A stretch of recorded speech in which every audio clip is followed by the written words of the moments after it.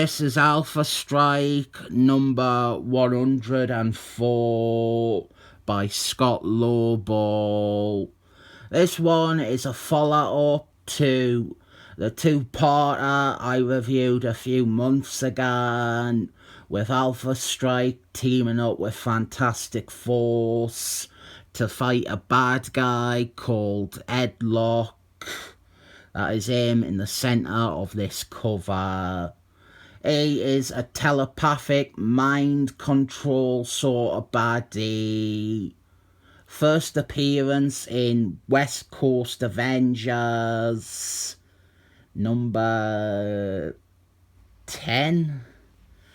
Scott Lobdell, he writes this and the art is mediocre.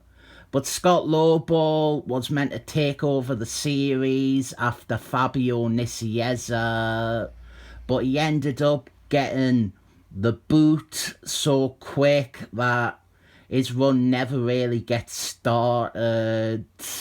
And what we have is more of a in-between run, not intentionally either. It is just filling the gap between Fabio Nicieza's run and Simon Furball's run. Scott Lobdell, he writes 8 issues of Alpha Strike, and some of those issues, like this one, or when Northman comes out of the closet, they were following through on notes that Fabio Nicieza left behind.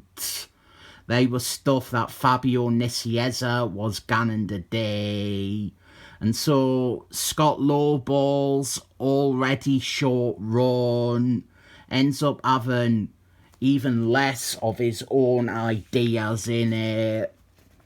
But one of the things that was Scott Lobdell, Sabreclaw Jr. returning and joining the team. Before this, Sabreclaw Jr. was a minor bad guy that the team would fight every once in a while. Scott Lobdell brought him back and made him into an anti-hero. And I think it is one of the better things done with Alpha Strike after Jason Byrne left the book almost 100 issues ago. It's also interesting how in this short run that slots in between two actual runs, we have quite a lot of major things happening. We have Northman coming out. We have Sabreclaw Jr. joining the team. We have new uniforms at the end of this. And we have some quite bad stuff with Aurora Borealis. Headlok has come back and taken Aurora Borealis hostage. And it is not explained in this issue at all. But his motivation was that he was fascinated by a shattered mind. And there was something of an obsession angle there. He is trying to fix Aurora Borealis' psyche, which, if you have not read the previous two-parter, this comes off as well-meaning altruism. We also have Windshield, who is an Alpha Strike character only I love. He gets his much better costume at the end of this issue, because one of the things we are doing is Scott Lobdell was streamlining the team, and that was necessary. By this point, Alpha Strike had ballooned into about 20 characters. You had the characters who were in it from the start, like Northman and Bigfoot. You had all these trainees that they adopted, like Cara Tennant, and witchy fires. You had new members who kept getting added, like Windshield and Diamond Little. And I actually really liked the proposed cast at the end of this one, but Simon Furball inflates it back up to the 20 characters.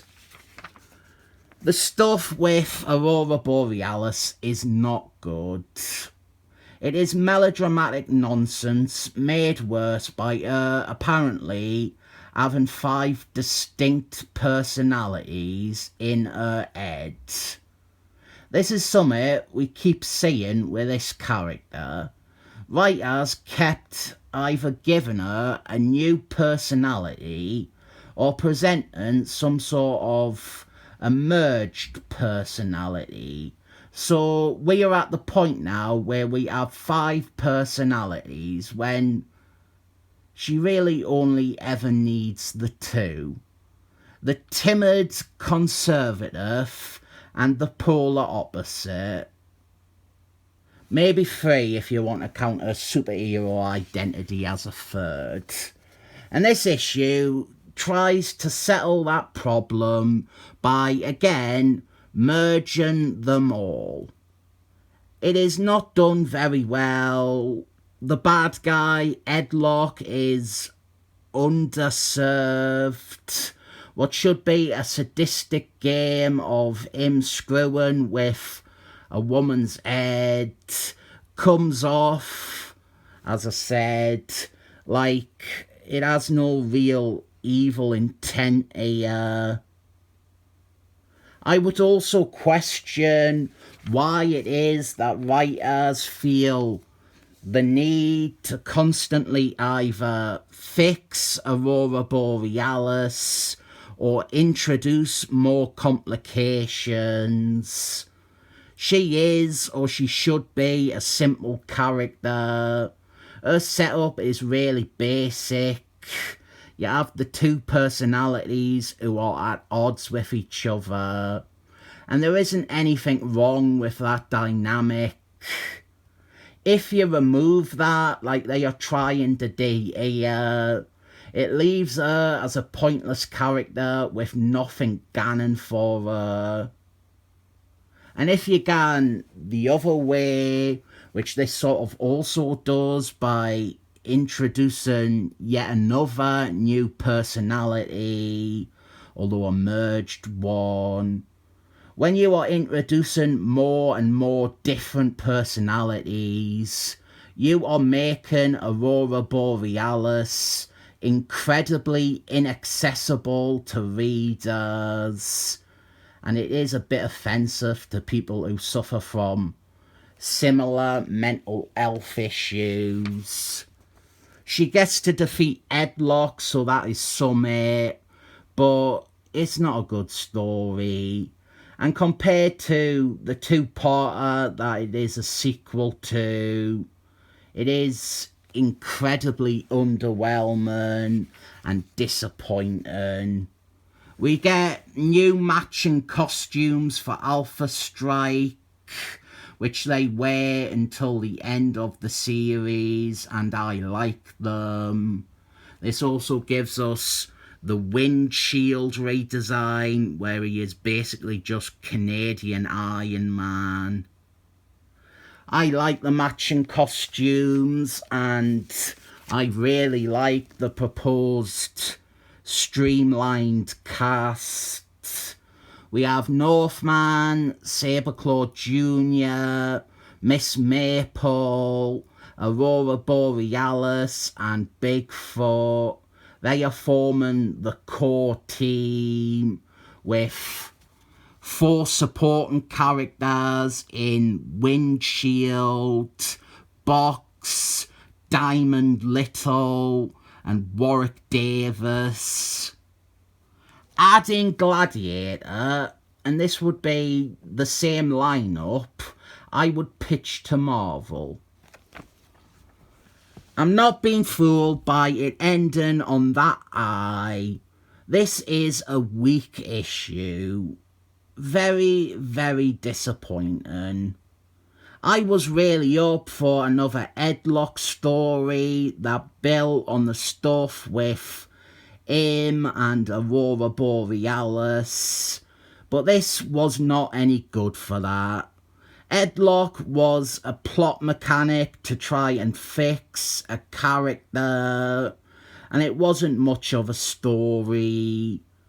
Some good developments in there, but they have nothing to do with the main story here.